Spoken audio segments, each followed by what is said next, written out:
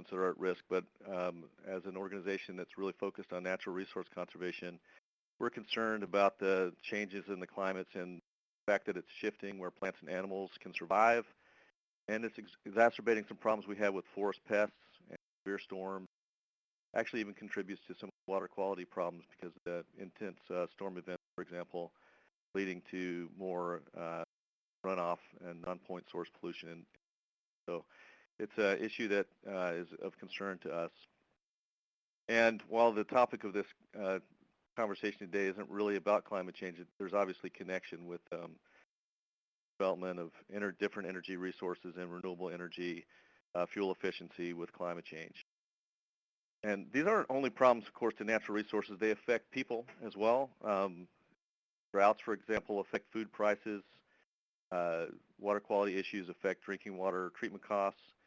And there's even impacts on national security if you think about a country that might be experiencing long and extended drought, problem with food, other issues. So while people are definitely being affected by it, we're also leading contributor to the problem, primarily through our energy production and use, how we get around the use of cars and other transport. Earlier this year, there was a report on climate change that was put out by the Intergovernmental Panel on Climate Change. And I was just doing a little bit of background research on it this morning, and I was curious to see how many different publications that work drew from. Over 9,200 scientific publications, work done by over 600 authors representing 32 countries, and it included scientists from The Ohio State University. So both got the international pulled on for best scientists in Ohio. Some of the things that came out of that report was that the warming of the climate system is unequivocal, is what they said, and that each of the last 3 decades has been warmer than any preceding decade since 1850. That sounds pretty big, but one that really hit home for me, or at least impressed me a lot, was that they also said that these are likely the warmest decades of the last 1,400 years. They also said that people's influence on the climate system is clear, and that it's primarily because of the increases in greenhouse gases or carbon pollution or warming gases that talk about the same thing. While these are good at a certain level to keep our planet warm, you can have too many of them. It's kind of like putting too many blankets on your bed and getting hot. We've increased the concentrations of these gases by 40% since pre-industrial times, and they are higher according to the ice records than they have been in 800,000 years. Really high in the atmospheric concentrations of greenhouse gases. Where have these come from? They mainly come from burning fossil fuels, but also from changes in the land, mainly from deforestation, some of which has been in industrialized countries, but also in tropical countries. So this is a big global issue, and it can seem really daunting. I guess one question to ask is, what part is Ohio playing in this? We ranked 4th in the U.S. on carbon emissions in 2010. And of those emissions, the greatest amount was from electric and heat utilities. Next in the list was transportation. So those are our 2 biggest sources of emissions, and that's, by the way, very common. That's not unusual for those 2 to be the largest. In fact, globally, those are the 2. So then the question is, we're kind of in this difficult situation. And we obviously have some problems with the carbon emissions and global warming. Talking about solutions, looking at the reports also from leading scientists, stabilize the climate, there's been suggested we need to reduce emissions by 80% between now and 2050. That seems absolutely daunting. It leads around the dinner table when I'm going back home, visiting with my parents. The first thing I hear is, well, it sounds like you're telling us we all need to move back into caves. So it does seem pretty daunting and a little bit intimidating. About almost a decade ago now, though, there was a paper put out by 2 Princeton scientists, Stephen Pocklin and Rob Sokolow, And they started trying to think about, well, how could we really get there from here? How could we really stabilize climate? And is it possible to use existing technologies to get there? What they came up with was a way of thinking about this that counted on what they called wedges in the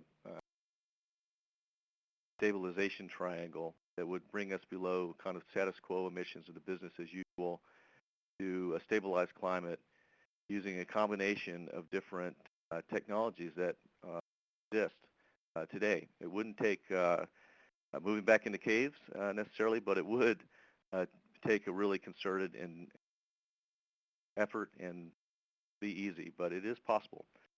One of the things that came out of that was that there really is no silver bullet. It's going to take multiple approaches to get this done. When you're probably curious to see what these wedges are, so they boiled it down into 12 different wedges. And the nice thing about it was is they didn't say that you had to get every single one of these wedges. They actually picked more than enough. They picked enough so that if you did 7 of them completely, or if you did parts of all of them, you could reach that stabilization of the climate. This was, again, a global analysis and kind of based on assessments that they had done. Did start to feel, though, for the first time that maybe this problem is something that we can't get a handle on. It's not impossible. If you look at these different ones, a lot of them relate to energy production. Some relate to the way we manage the land. But again, this was for global assessment.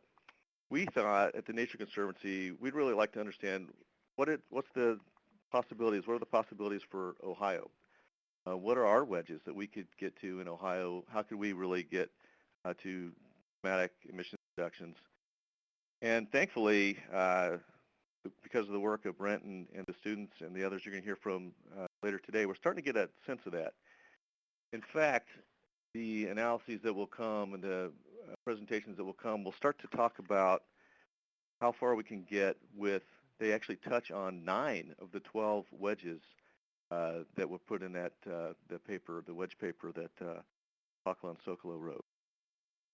So we're beginning to get there. In fact, some of the things that we're already doing in the state, such as the increased use of natural gas instead of coal for power production, increase in renewable energy production, and also increases in fuel efficiency of vehicles are already starting to make a difference.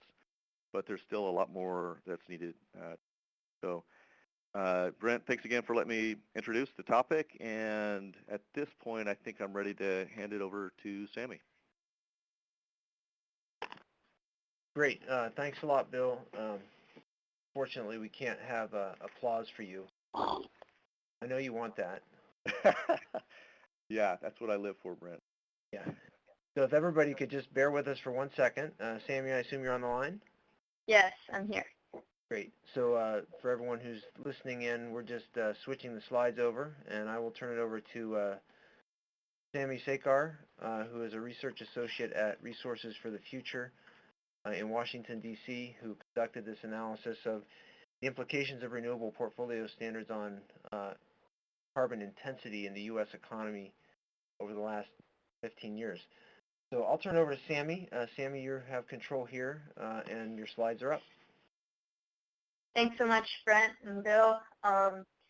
So yeah, just like Bill was talking about, our study, Brent and my study, is trying to assess the effects of the renewable portfolio standards on Ohio's carbon emissions and see to what extent we can play a role in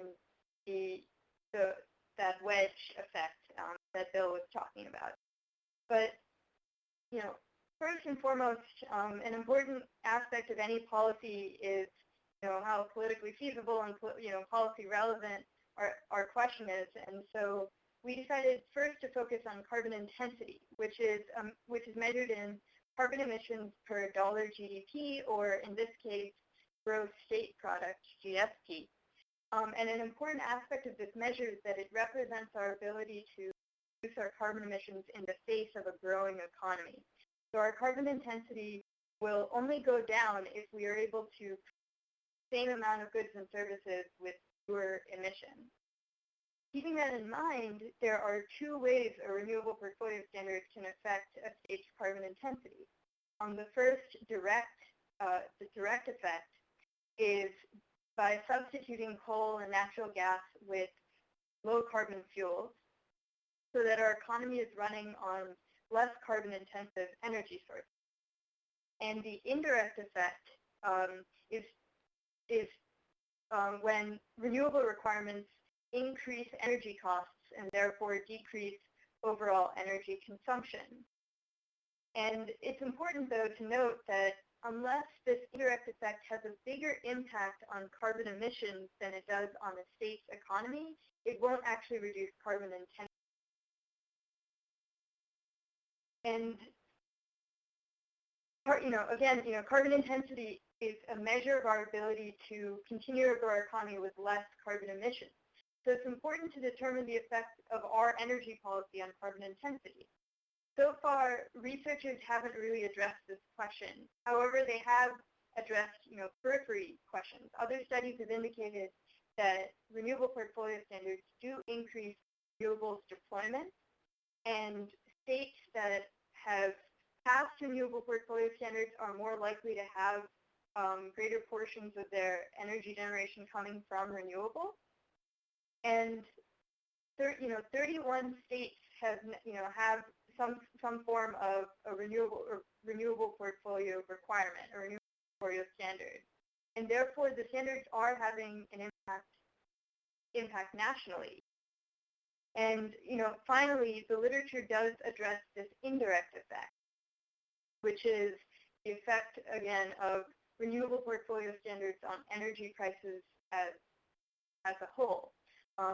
A study by Palmer and Bertraud in 2005 determined that a renewable portfolio standard of 15% would increase electricity prices by 2.1%.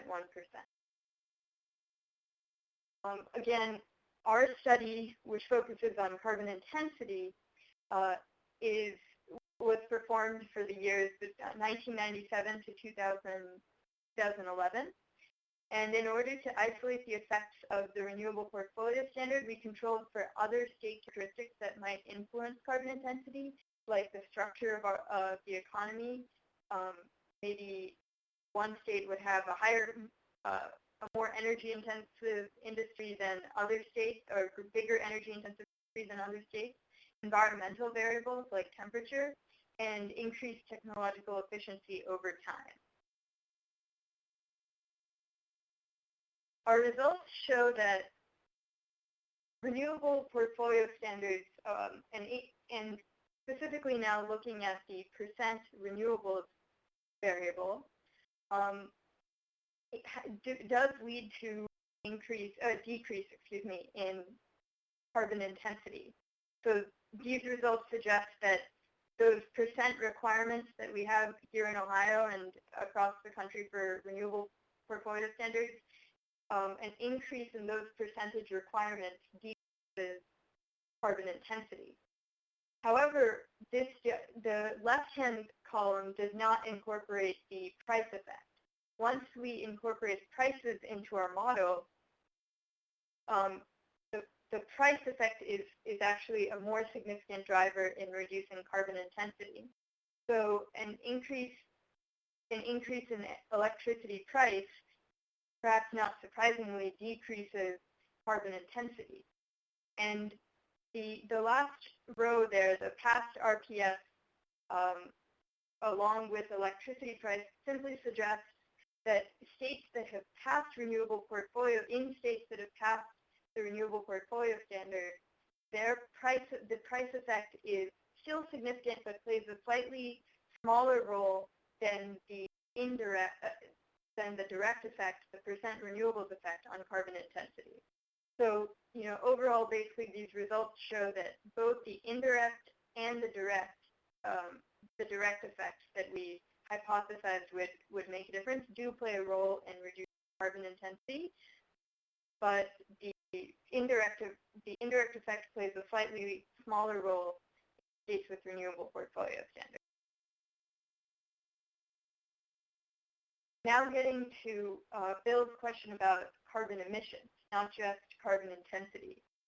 State renewable portfolio standards have also had an impact on total state and national carbon emissions over time. As the renewables requirements have increased in states and new renewable portfolio standards have been adopted around the nation, carbon emissions effects have increased from 0.1%, 0.1% in 2000 to almost 4% in 2010, which is a 223.5 million ton change from a scenario in which no RPS policies were in. So this baseline column is essentially creating a scenario in which none of the 31 states have renewable portfolio standards. What would the carbon emissions nationally be? And they would be 224 million tons greater than they are now in reality, because we've implemented all these renewable portfolio standards. And it should, it's important to note that many of these renewable portfolio standards in 2010 were still in the early stages, saying that the renewables requirements were quite modest in the 2% range or maybe less. And so this impact is very likely to grow over time. And looking over to the right-hand side of the slide, this is focusing on the effect in Ohio. In 2 years, Ohio has reduced its emissions by 1.6 million tons, and which is 0.5% change in 2010 and 0.2 in 2009. And it should be noted again that in 2010, the Ohio renewables requirement was just 0.5%. So only 0.5% of our energy was required to come from renewables in 2010. And so again, that effect is most definitely going to grow as it goes up to the 12.5% required by 2025. And finally, I would just like to make a point that this reduction in carbon emissions has come at a cost in 2010 to Ohio residential customers of 0.8%. So a 1.1 million ton decrease in carbon emissions has cost Ohio consumers 0.8% increase in their energy price. So with that, I would just like to sum up that these renewable portfolio standards can be considered one of the wedges in our efforts to reduce carbon emissions in each state individually as well as across the country. Thanks a lot. Thanks, Samy. We appreciate that. Great presentation. So for those who are just joining us, we're going through our presentations and are taking questions on the chat feature. Feel free to go ahead and put in a question if you have one. A couple have come through now. We're going to move on to the third presentation. Shelby Stults will be speaking about our wedge analysis related to the light-duty vehicle fleet in the state of Ohio. A second to get the slides up.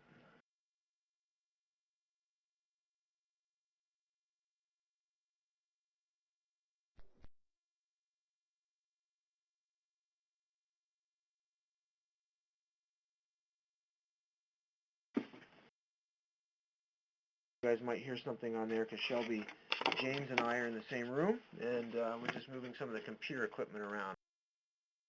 So take about another second or two for this presentation to arrive. I do want to just take a second to remind everybody to please go ahead and put in a question if you have one. We'd like to hear them and to have a conversation about them as presentations. So Shelby. Hi, thanks, Brent. Well, as Bill had mentioned earlier, one of the most carbon-intensive sectors in Ohio is the transportation sector, and so that is the focus of my analysis. From there, of the transportation sector, the result of most of the emissions in the transportation sector comes from passenger vehicles. So your standard cars, small trucks, small SUVs. account for a little over 70% of transportation emissions. In 2012, there was almost 10 million registered vehicles in Ohio that averaged about 17,000 annual average miles per year. It's important to note that this number is actually higher than the national average due to the large distances in between the major urban centers in Ohio. So in order at looking at some of the potential ways of reducing carbon emissions in the transportation sector, looking at different vehicle fuel sources is an important key to reducing tailpipe emissions. As you can see by this chart featured on the slide, there's comparisons between several different alternative fuel types as well as conventional gasoline, marked with their fuel economy as well as their carbon output in grams per mile. As you can see, there's several different options available, the most popular being conventional gas, ethanol, and diesel. So in looking at what some of the potential scenarios for reducing carbon emissions in the light-duty transportation sector, an important thing to take into account is the current federal legislation, that being the corporate average fuel efficiency standards, the CAFE standards, which were the second portion of those passed last year by President Obama, which would raise fleet-wide averages to 54.5 miles per gallon by 2025. These are for new vehicles through the model year 2025. In addition, looking at what the changing market fleet is for alternative fuel vehicles, the increased use of gasoline, diesel, hybrids, ethanol fuel flex vehicles, liquid natural gas vehicles, and liquid propane gas vehicles.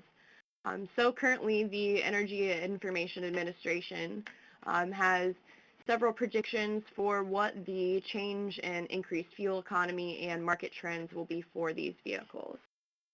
So to model these future scenarios, several different inputs were looked at in order to kind of give a better estimation of what these potential projections could be. So looking at business as usual for the projections through the year 2050, the only changes in input parameters were decreasing the average annual miles driven per person, the change in light-duty vehicles per person or vehicles per capita, and population growth. Otherwise, current fuel economy for all vehicles, as well as the composition of the light-duty vehicle fleet, remained the same.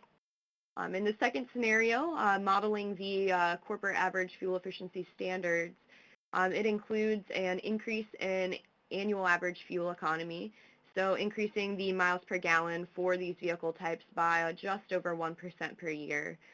By doing so, this would allow the 54.5 miles per gallon standard average to be reached by the year 2025. Also, the number of miles driven per person, change in light-duty vehicles per person, and population growth was kept constant as well. In the final scenario, as projected by the EIA, this would include the current CAFE standards, as well as an increase in the growth of alternative fuel vehicles, so looking at ethanol, hybrid vehicles, and other alternative fuel sources, as well as projecting a growth in diesel vehicles, again with the constant numbers of the change in miles driven per person, as well as the change in light-duty vehicles per capita and population growth. So looking at the results of these numbers, as you can see by the chart indicated on the left-hand side of the slide, the annual emissions as projected for the business as usual emissions account for decreases in the amount of miles driven per person, but while still accounting for an increase in the vehicle fleet. Those compared to the CAFE standards, which include the fuel economy increases and the increased use of alternative fuel vehicles as projected by the EIA. So as you can see, there's quite a substantial wedge in the actual annual emissions that are being reduced per year by the year 2050. On the right-hand side of the page, it shows the difference in the cumulative emissions savings between the CAFE standards and the EIA projections.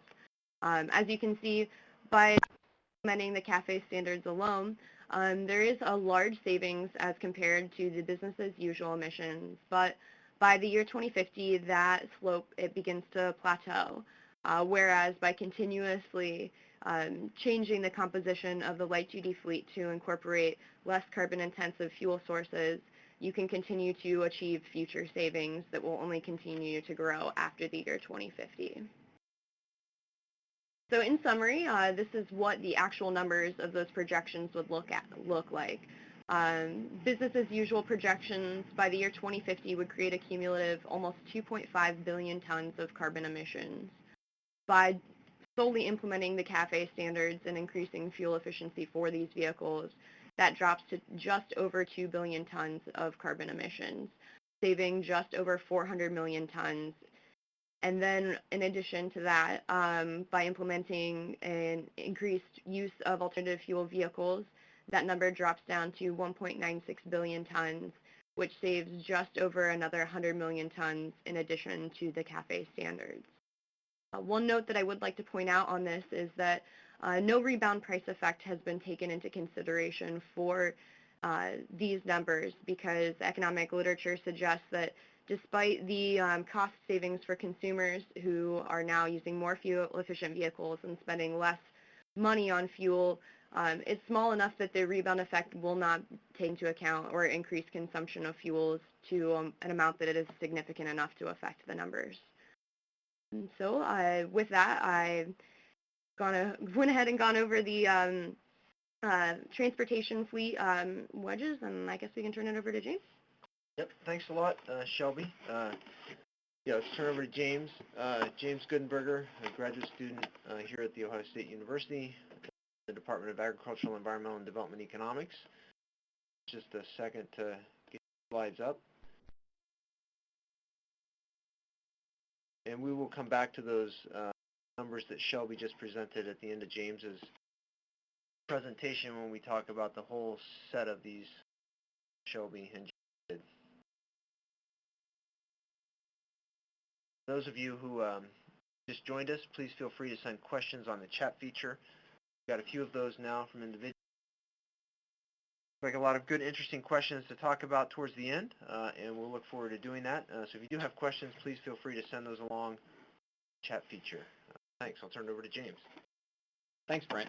I'm going to be discussing the Ohio electricity generation sector, possible CO2 emission savings that may occur from the Ohio renewable portfolio standard.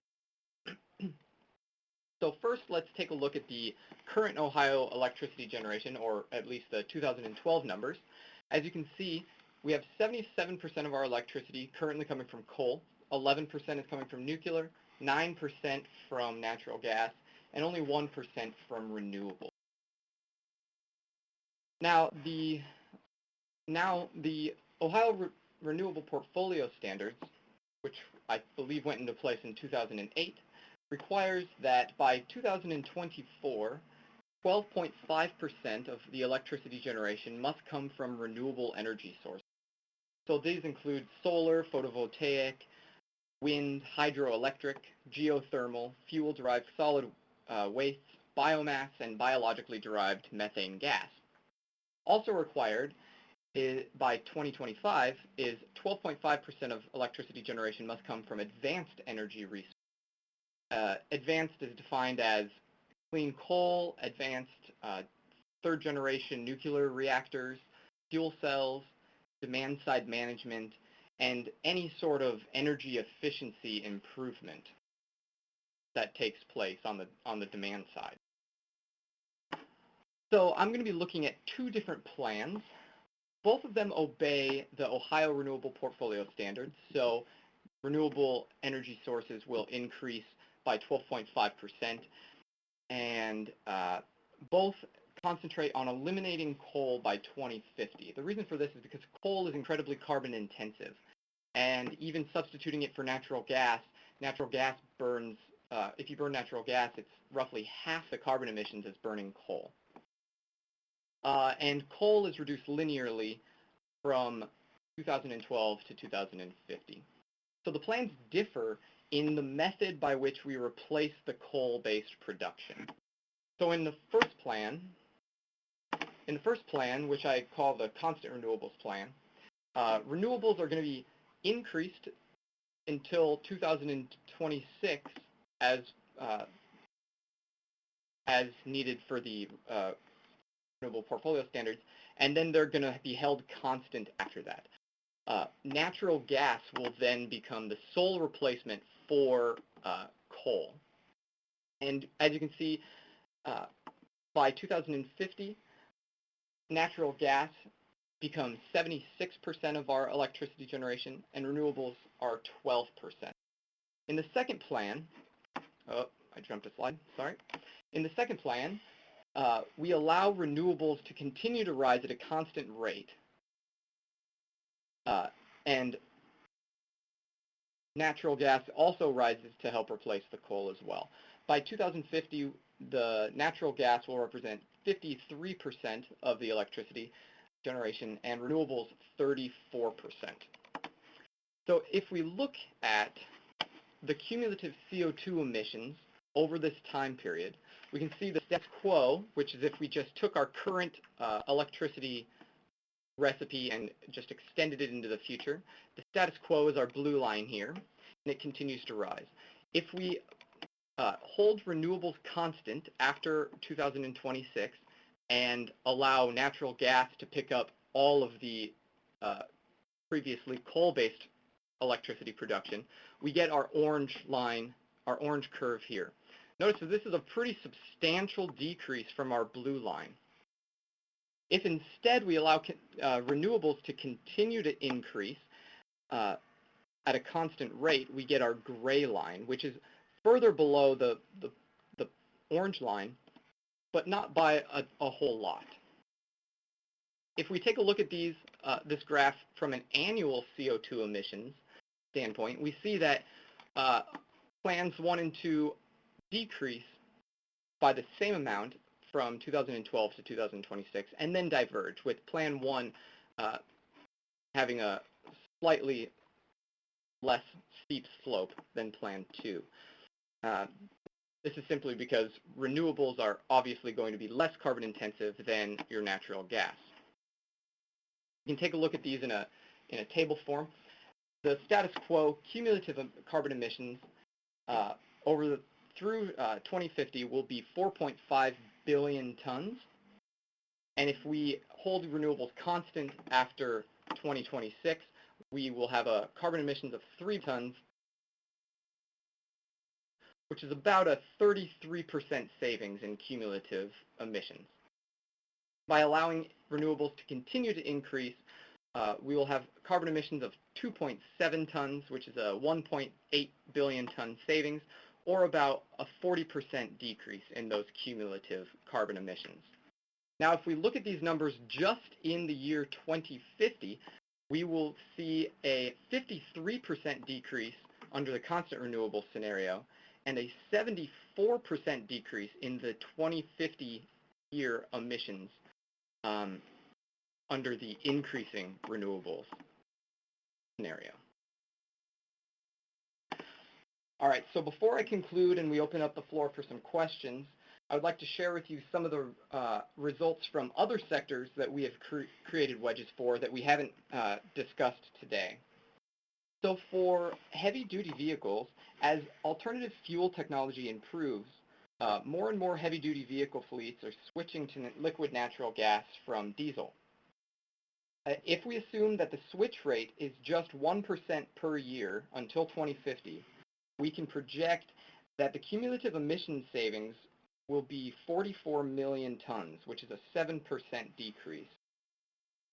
A similar trend can occur within bus fleets. So if Cincinnati, Cleveland, and Columbus replaced their retiring buses with hybrid and natural gas buses, we can project a 1 million ton decrease in cumulative emissions, a 19% decrease in that cumulative CO2 emissions. On the residential front, the federal government really has been regulating the baseline efficiency levels for furnaces and water heaters since the 1980s. So if we've simply assumed that these efficiency regulations are going to continue to increase at the same rate that they have in the past, we can project a 14 million ton decrease in emissions from space heating and a 16 million ton decrease from water heating.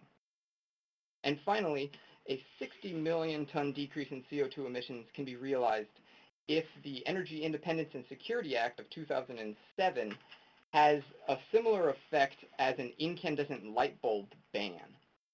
If it does, incandescent bulbs will be switched out for the much more efficient CFL or LED bulbs, and the emissions savings could be around 71%. And with that, I would like to thank you for listening, and I'll turn it back over to Brent Sohngen. Great. Thanks, James. And thanks to everybody. Thanks to Samy and to Bill as well for their presentations. So what we'll do now is open it up to questions. We've basically been through the presentations, and just to summarize what those presentations have illustrated, we started out with a presentation by Samy Sekar, who examined the effect of existing renewable portfolio standards on basically on the national economy and essentially on the carbon intensity in the national economy. And it's a state-by-state analysis. And what she found is that renewable portfolio standards would have a relatively strong effect on carbon intensity, potentially doubling. If you doubled the renewable amount of renewables, each doubling in the amount of renewables could reduce carbon intensity by about 50%, was one of her findings. And then what she also found is that there is a component of that that occurs through a price effect. That is, by encouraging renewables, prices rise for residential consumers, also industrial consumers. And that price effect also reduces carbon intensity in the economy. So the combination of those effects makes implementation of these renewable portfolio standards fairly strong in terms of reducing carbon intensity in the economy, such that so far we've already seen essentially about a 3 to 4% reduction in carbon emissions in the U.S. as a result of the implementation of RPS standards across different states. Now in Ohio, thus far, we've only seen about a 0.5% reduction in carbon emissions by 2010, and that's because Ohio's portfolio standard is actually a lot smaller than many other states' RPS standards, and also it's only at the very initial stages of implementation. So by 2010, a very small RPS requirement in the state, and thus only a very small but significant reduction in carbon emissions. As Samy noted, there was an increase in residential electricity prices associated with that of about 0.8%. So for sure what we've been able to find is that the two sides of the argument on that in the state of Ohio are both correct. One side is the environmental side, is that unambiguously renewable portfolio standards improve the environment. On the other side, they also do increase prices and impact on residential consumers. Shelby analyzed the effect of CAFE standards on automobiles and found a very strong change in the amount of emissions of automobiles. I'll just go back to the slide James put together, and you can see when we just implement CAFE standards, which increase fuel efficiency from existing, it's about 21 to 22 miles per gallon on the average car, to 53 or 54 miles per gallon. That's the average for the model year in, but yes, it's approximately just over 1% increase annually. Right, and this is actually just following trends, right? Mm-hmm. So the CAFE standards that the president is promoting nationally really follow existing trends, historical trends in the improved auto fuel efficiency, and this will have a significant impact on carbon emissions in the U.S. and Ohio, and in Ohio in particular, it could reduce our emissions in aggregate by 400 by 2050. And then these EIA projections, EIA being the Energy Information Administration, is a very well-respected Department of Energy organization that makes predictions of the future in energy markets, and using their projections on the sort of turnover towards alternative fuel vehicles, get an additional 100 million reduction for the. So summary on that one, And Shelby also looked at the heavy-duty vehicle fleet, found that improvements in that fleet could lead to a smaller but not insignificant reduction in emissions. And then the bus fleet was interesting. She only looked at 3 cities? Yep, the 3 largest cities, Cincinnati, the current trends in bus ridership and projections for increased ridership and switching out their fleets from the traditional diesel-fueled bus system to a combination. Fantastic. And so, and that's just for 3 fleets in the state of Ohio, a 1.1 million ton reduction by fairly significant. And James, of course, looked at other things that residential consumers can do in their homes to improve efficiency and found fairly significant savings there. So a lot of these wedges, I think, as Bill mentioned at the beginning, are essentially things that are already happening. And all we're kind of illustrating here is the implications of things that are already going on, in particular the CAFE standards happening in the heavy-duty vehicle fleet, the buses, residential consumers. The only one, and this was raised by Dave Simon in a question that he posted to everybody, that is a policy variable in the wedge analysis is the last one, or this first one really, the electricity generation sector, right? And that's the question about whether or not we have increasing renewables and whether they actually increase to 12.5%, right, by 2025. That's a policy issue in the state of Ohio now. But in addition, whether we continue to have those increases 12.5% to 35% by 2050. Exactly. James. And what we can see is there's clearly a cost to that, as Samy indicated, in terms of energy prices, but there's a huge benefit in terms of reductions in carbon emissions by de-intensifying the Ohio economy, essentially.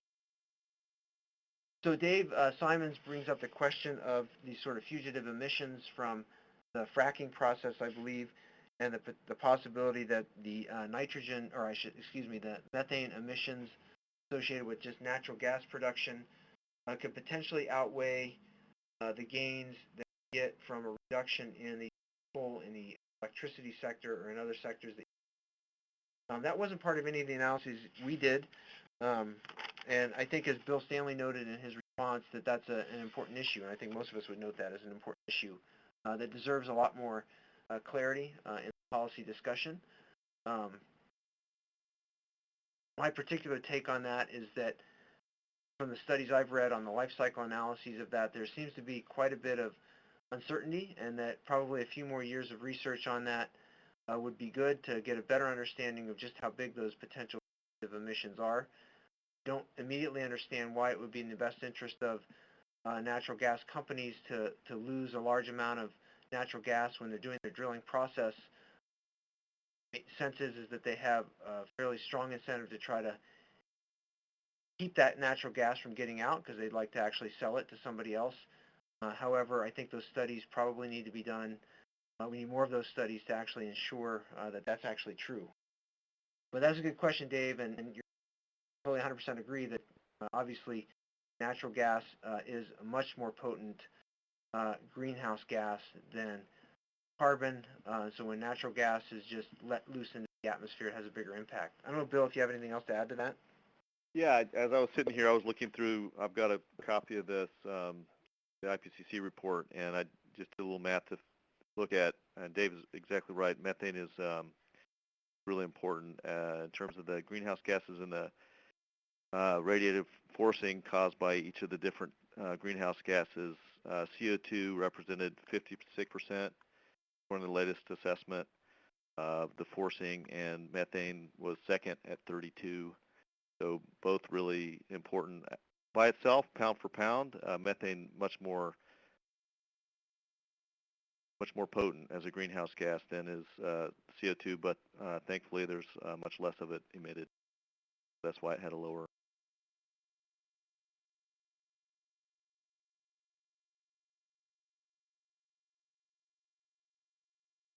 Great, thanks, Bill. Sorry, we had the mute on there. One thing I did have a question or comment, and maybe question on Shelby's presentation. She talked about the rebound effect and this is, I think, a critical thing for people to recognize, is that, as with the uncertainty in electricity generation and potential for fugitive emissions associated with natural gas, rebound effect in the light-duty vehicle fleet is also an uncertain thing. There's been a lot of economic analysis of that. And what the rebound effect refers to is that if you suddenly make automobiles more efficient, then the demand for gasoline, oil declines, and if the demand for those decline, then prices could fall. That could then encourage people to do the same thing that we did in the 1990s in the U.S., which was move to less fuel efficient. There could be the rebound effect is essentially moving back to less efficient things when the price of something falls as a result of our efficiency gains. The economics on that has been proven so far that the rebound effect is relatively small. A number of people have analyzed this in different states in the U.S. and have shown that it's less than 10%, at least across the range of observation we've had so far. We haven't done something as dramatic as move our automobile fuel efficiency to 53 miles per gallon, which is something we're heading towards. So the rebound effect, of course, is just understood over the existing range of numbers, but is something that has not been proven to be so large so far.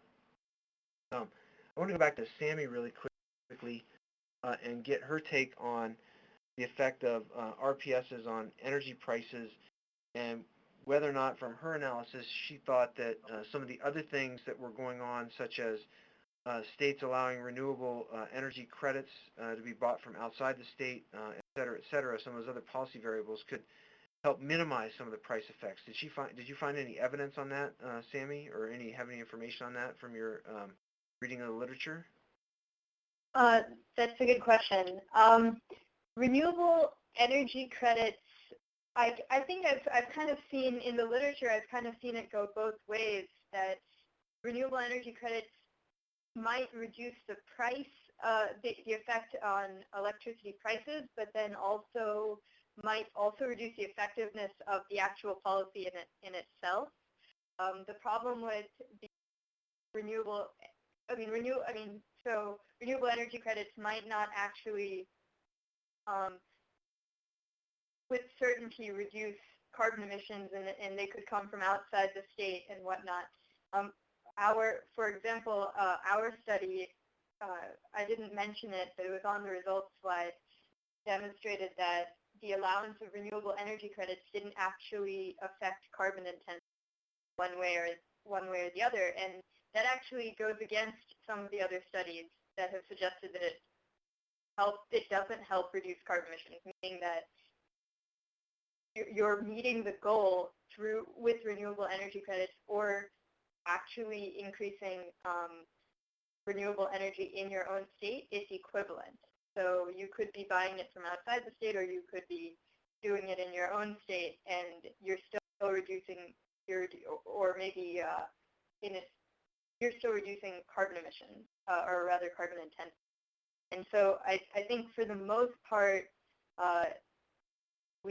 that's still a pretty uncertain topic, and in each study that I've looked at, it's always been kind of a periphery question.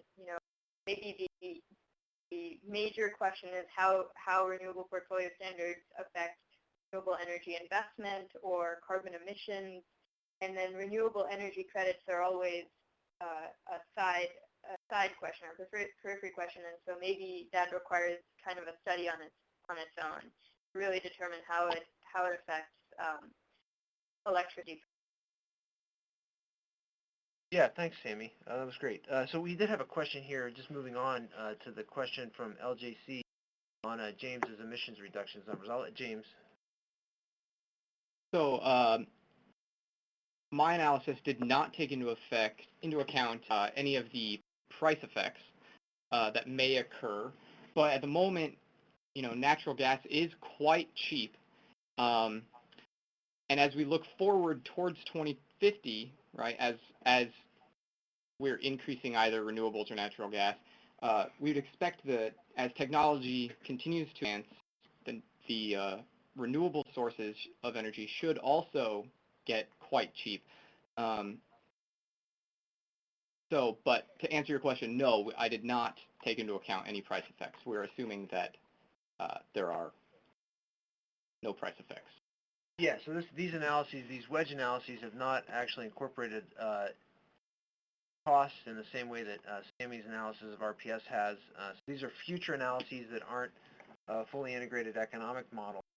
But yeah, I think what James indicated is if you look forward, the main impact of sort of technology change on the renewable energy side is it's going to drive down the cost of those renewable energy sources. So we should see those going down. Natural gas is the one thing that would be driven by market prices. You know, at the moment, supply-demand factors are obviously shifting towards greater supply than demand. Price of natural gas lower. That, of course, has an impact on exploration for natural gas and slow down in exploration modestly now at lower prices. So looking forward, you know, if those natural gas prices increase, then of course shifting to natural gas becomes a bit more expensive. But it does appear that much of the electricity sector in the state of Ohio and elsewhere is shifting over to natural gas pretty dramatically at the moment, is planning that. The other thing to note on that is that the other examples of places that we have around the world who've done the same conversion to natural gas are pretty dramatic in terms of their reductions in carbon emissions. So the British had a large reduction in carbon emissions in the 1980s and 90s as a result of the conversion of coal to natural gas fields in the north. Many northern European countries, Norway, Sweden, et cetera, experienced. Germany, before it made a big conversion over to, has been making a conversion to types of renewables in recent years, which are substantially more expensive in Germany, did make a shift to natural gas and rewards from that. So in other places where we've seen the conversion to natural gas, it's actually had a pretty large impact on carbon emissions as projected here by James. None of that, of course, incorporates any estimates, but nonetheless, those are sort of some of the examples we've already seen on that. And we would agree that more economic analysis of this on prices would be actually useful for us to incorporate. And that's I do want to point out that the other thing that we're working on here that we don't have available at this point in time, though, is a website that has all of these analyses and spreadsheets of these. This will be on the Ohio State University's EPI website, which if you just Google the Environmental Policy Initiative at The Ohio State University, you'll be able to get to our website. And we will have these spreadsheets available to users here relatively shortly, probably within the next week. And so you'll be able to actually make adjustments to some of these very parameters that were discussed and adjust those as you wish to see how the effect of various projections you might want to make would have on carbon emissions, carbon savings in the state of Ohio. There are a few other questions that have come in. We're just about to the end, so it looks to me like there's a pretty good conversation online here related to these some of these issues.